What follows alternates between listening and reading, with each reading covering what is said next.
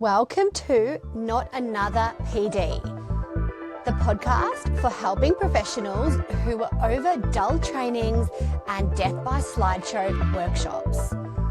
I'm Jasmine Purcell, social worker, coach, supervisor, and self-proclaimed boundaries queen. Each week, you'll hear real, honest conversations, sometimes solo, sometimes with expert guests. Think insider perspectives, practical takeaways, and a focus on your well-being, not just how you show up for clients. This podcast is about you, the human behind the caseload, the human behind the profession. So, what are we waiting for? Let's get started. Episode 1. Thank you so much for joining me on my inaugural episode, Not Another PD. I'm thrilled that we've now connected, and I would love to get your feedback on the podcast. So if you have any reflections after listening to it, or if you have any ideas for other topics or any guests that you'd like me to have a chat to on the podcast, please reach out to me. All my contact details are in the show notes. I really just welcome your feedback, given this is a brand new podcast. So thank you so much for joining me. If we haven't already met before, I'm Jasmine. I'm an Australian-based social worker, and I'm a mum of 2 and a self-proclaimed boundaries queen. And I will talk to you about what boundaries mean both in my life but in my professional journey, and how I would love to use this podcast as an opportunity to explore boundaries and focus on enhancing your well-being as helping professionals outside of your professional titles. That's what I'm all about. Some ways that I already support helping professionals is through both individual and group supervision and reflective practice, as well as running various trainings and workshops, often around boundaries for helping professionals. And I also have a monthly wellbeing membership called Beyond the Caseload, where the members and I explore different aspects of the wellbeing wheel that I've created for helping professionals in a month-by-month setting. That's what I do, and now I'll soon add podcasts to that list of ways that I'm able to support you as helping professionals. So who are helping professionals? If you're a social worker, a counsellor, psychologist, youth worker, community services worker, other therapist or other allied health professional, if you're an educator or support worker, essentially if you're someone who your primary role is to support, advocate for, or educate others, so you're in a service to other profession, then this podcast is for you. Congratulations on actually carving aside some time while we explore some of these concepts together around improving your boundaries and enhancing your well-being outside of your professional role. I can't wait to have these conversations. So now that I've introduced myself, I'll tell you a little bit about the podcast and how it came to be.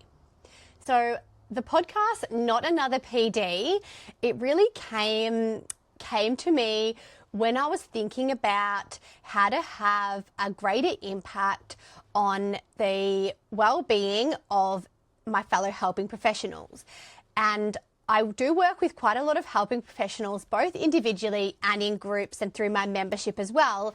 And quite a lot of you have also reached out to me on social media to connect as well, which is so amazing. I always love to hear from all of you and the amazing work you're doing, but also some of the main struggles that you're having. And adding a podcast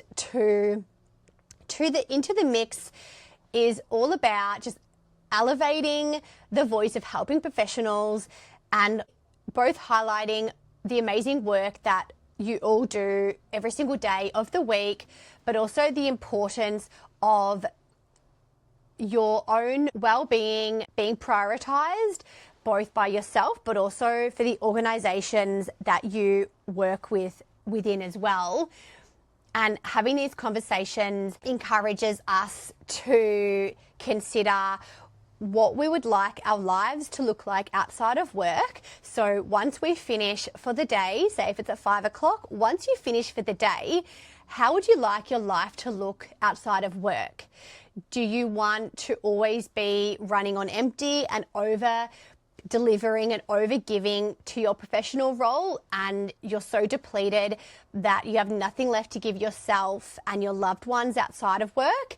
Is that what you're wanting to continue doing? Because I know that's what we largely are doing. I know that's what I was doing prior to learning about the importance of boundaries and how they're just essential to really maximize my own well-being outside of work.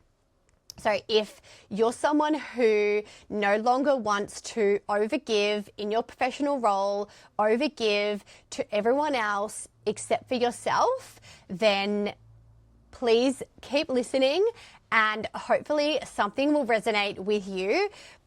But this is just the first of many conversations we're going to have about this. Boundaries is something that it never came naturally to me. From a very young age, I would definitely say I had a lot of people-pleasing tendencies, and as an adult, I still did. Entering a professional role in which I already had these people-pleasing tendencies just made boundaries not innate to me. They certainly weren't natural. So it's something a skill I had to develop over the time. And the more I started to implement boundaries, the more confident I became, which is why I've created boundary scripts for my members inside my Beyond the Caseload program, because if we've never implemented boundaries ever in our own lives, whether it's our personal lives or our professional lives, it can sit really uncomfortably with us. So starting off with some scripts can help us find the confidence, find our voice, and hopefully eventually when we use enough boundary scripts, then we can sort of formulate our own ways of communicating our boundaries to those around us. And for me, boundaries, it was something that, as I mentioned, did not come naturally to me whatsoever. In one of my first professional roles, I was working with vulnerable children and families, and there was that expectation, almost like an unspoken expectation, that you would just keep working. You would just work until someone turned off their computer first. So then that was a signal, okay, if my colleague turned their computer off to go home, that's a signal that we can all go home. Or if you felt that your cases were at a point in which you could leave them overnight only to return the next morning, often early before your official start time, to continue with these complex cases, the work was never done. And if you're in any kind of role where you support vulnerable client groups, you will understand that notion that the work is never done. So in this particular role at the time, I was a mum of one. I'm now a mum of two, but I had one child at the time, and it was a constant worry for me, literally every day of the work week, would I actually make it to childcare before they closed? And I was frequently, if not always, the very last parent to pick up my daughter. So there was that pressure every day, every traffic light that I got stuck behind, every car that drove a little bit below the speed limit just added to my anxiety and worry of, would I actually reach childcare before they closed? That was just a constant worry. And the culture that finishing times are flexible, that you will just keep working until the work is sufficiently done for that evening at least, really was incompatible with one of my core values, which was to be a present mum, to be the mum that didn't always put work first, to put work above my children. But I became that stressed, overworked mum